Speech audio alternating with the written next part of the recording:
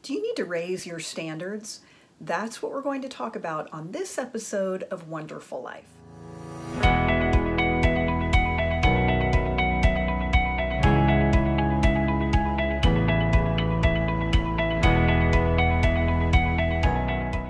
Hi, I'm Mary Dittman. I'm an award-winning business professor on the collegiate level and the creator of College on Fleek and One-Derful Life. One-Derful Life is my way of describing how it feels when you've made peace with being single. I know there are a lot of women out there who say, I don't want a man, I just want to be by myself, but I am not one of them. I've always wanted to be married and have a family, but I'm well over 40 and that hasn't worked out for me.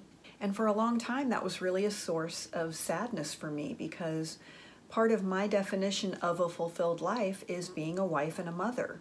But I got to the point where I said, look, the singleness doesn't seem to be changing, and what if it doesn't change? I just want to be happy. And that's what One-Derful Life is about. It's not about getting you to the place where you hate men or you don't want a man, because I want a man. And it's not about getting to a place where you just resign and give up and say, well, I guess I'll just be alone forever, might as well make the best of it. No, we want to be happy.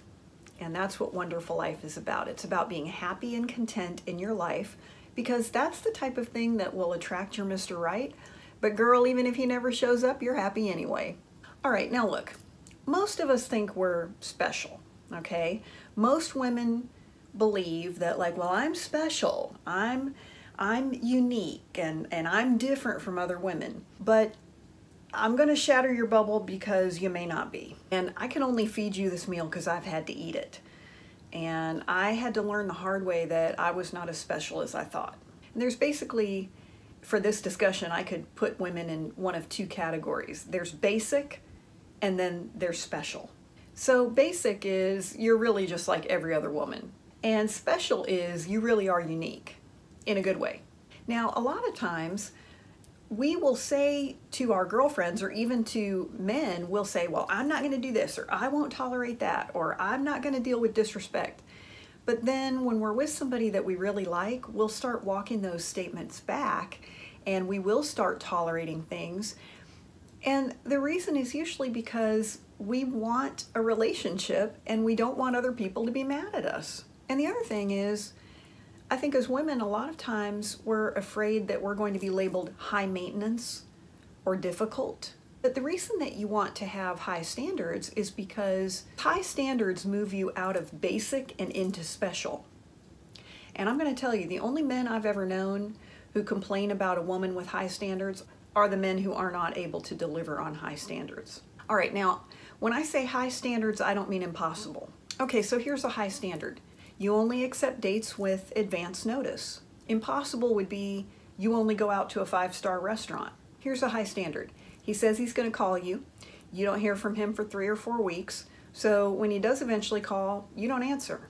Impossible would be you expect him to call you 5 times a day. And don't you have something else you need to be doing anyway? Who's got time to talk on the phone 5 times a day? A high standard is you're clear on what you're looking for in a man. Impossible is you only date supermodels. Unless you're a supermodel, in which case, you know, birds of a feather. But here are some standards that every wonderful woman should have. Number 1, you are a woman of your word and you expect the same from others. We all have that friend who says, well, we need to get together sometime, and then every time that you have plans, she cancels. Or a man who says, well, I'll call you, and then you never hear from him. A client who says, well, let me get back to you on that, and then you never hear back from them and they won't return your calls. And you know, we're in a society where for a lot of us, our words have just lost our value. Now, when I just ran through those examples, you probably had a bunch of people that you thought like, yeah, I know people like that. But before we start doing any of that, we need to make sure that I'm not that person. So if you tell someone, I'm going to give you a call, then call them. Don't text, call.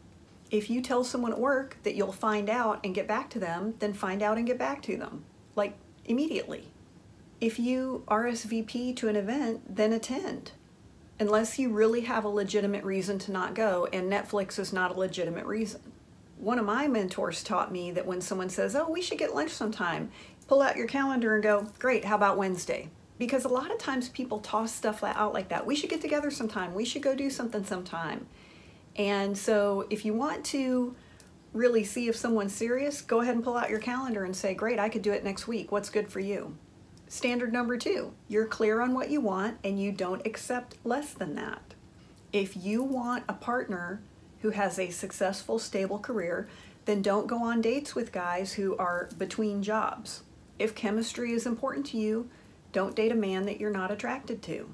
If you want to make a certain amount of money, don't accept a job offer for less. And a lot of times we'll do things like this and we'll think, well, I'll go ahead and say yes now, and then when they see how great I am, they'll give me a raise. No, they won't. Accepting less than what you want never leads to getting what you want, never. It keeps you in a place of less than, and then you're always wondering, well, how come I didn't get what I wanted? Well, because you accepted what you didn't want. Standard number 3, you respect yourself and you expect everyone else in your life to treat you with respect. Everyone. You don't stay in dating relationships or friendships where you are devalued. You don't allow yourself to be the brunt of the joke with your family and your friends. Now, I'm not talking about, like sometimes my brother and I, we horse around a lot and we'll kind of take turns being, the butt of the joke. We'll take turns with that. That's not what I'm referring to. I'm talking about when you're always the one who is made fun of. Why would you let that happen? And a lot of times we don't say anything because we think, well, eventually they'll see how they're hurting my feelings. No, they won't, because they're too busy laughing. You don't continue to stay in a relationship with someone that you've caught in lies. I've seen some of my girlfriends who have caught men in lies and then went ahead and married them and then were shocked. Oh my gosh, she's been lying to me. Well, girl, he was lying to you when you were engaged and even before you were engaged, and you knew that. And you caught him and he said he was going to be truthful. Well, why would you believe someone who's a liar? I mean, at that point, you're the one who's guilty of lying because you've been lying to yourself, telling yourself it's going to get better. If a man shows up to a date and he's already drunk or he's already been drinking, that's disrespectful. A friend who is always late, no matter what time you agree to meet, and she is always late. I'm not talking like 5 minutes. I'm talking 15, 20 minutes late all the time. She doesn't respect your time. Listen, when somebody's late all the time, it's normally one of 2 reasons. Number 1, they're going somewhere that they really don't want to go. Or number 2, they just believe that their time is a lot more important than yours is. I dated a man for a while who was a doctor, and he was always late. And I think his belief was that because he was a doctor, that his time was just more valuable than mine was. And he was used to people sitting around waiting for him because nothing could get done until he walked in. If you have a boss who insults you, then that person does not respect what you're doing on the team. And listen, nobody's going to just start respecting you randomly. When you put your foot down and you train people to respect you, that's when it starts. But you're not going to respect somebody who sits there and tolerates disrespect because you can't respect them to begin with. Listen, here's the deal. If you want to have a wonderful life, then you can't accept crumbs in your life from people. And that's what I'm talking about here, is raising your standard because you want more than crumbs in your life.